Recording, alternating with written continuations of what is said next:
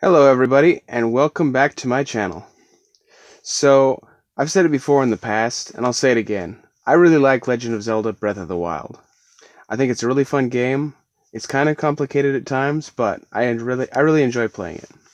Here are 5 tips to help you survive in Breath of the Wild. Tip number 1 is get good at cooking. It's not really all that complicated. You can find ingredients throughout Hyrule, and many of them can be eaten raw or without cooking them, but you can get a lot of increased benefits from cooking them, whether that be increased amount of hearts that they restore, effects such as increased resistance to cold or heat, increased defense or attack power, restoration of stamina, among others. Sometimes even a combination of more than one of these. So it's definitely worth spending a little time to cook the ingredients. You can cook in some of the various pots that you find throughout the land. You can throw ingredients straight into a fire. You can set wooden crates with ingredients inside on fire, so there's more than one way to cook ingredients. I advise you to do some experimentation. You might find some really good meals that way. If you find ones that you want to cook in the future, it would probably be a good idea to write them down. And if you want some good surefire recipes, you can look in places like inns, stables, some buildings in towns. They might have, or some of them have, a poster on the inside with ingredients lists to known good recipes. So that's a good way to get started and increase your number of known good recipes. Tip number 2, remember the locations of well-equipped enemies. Now, there are enemy encampments in various places throughout the land. Some of them have pretty simple weapons like sticks and clubs and simple bows. Some of them have much more powerful weapons like knight's bows, royal broadswords, stuff like that. If you find an encampment where the enemies have weapons that you want and you've already defeated them, you can mark their location on the map, and then after a blood moon, after the enemies have respawned, you can go there again and defeat them again to get their weapons. This might be a good strategy, like if you're preparing for a big boss battle. Tip number 3 is upgrade your armor at fairy fountains.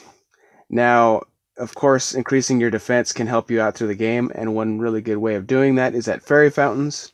You can find them. There are several of them. I'm not sure how many total, but I found 2 thus far. One of them is near Kakariko Village, up the hill, past the shrine, fairly easy to find. The fairy should ask you for some rupees to restore her power. After that, she should be able to upgrade some, but not all articles of clothing. Some of them she just doesn't upgrade. She'll probably require additional ingredients such as monster parts or flowers or the like, so it's a good idea to keep some of every ingredient that you find in your inventory rather than just selling them all off. The more fairy fountains that you unlock, the higher level of upgrades you can get for armor. Tip number 4 would be find, activate, and complete shrines. This helps you in more than one way. You can use shrines as warp points, which is good for fast travel, especially if you want to travel from one side of the map to the other. Also, when you complete shrines, you get spirit orbs, and you can trade 4 spirit orbs in for another heart container or another stamina vessel, so this helps out a lot.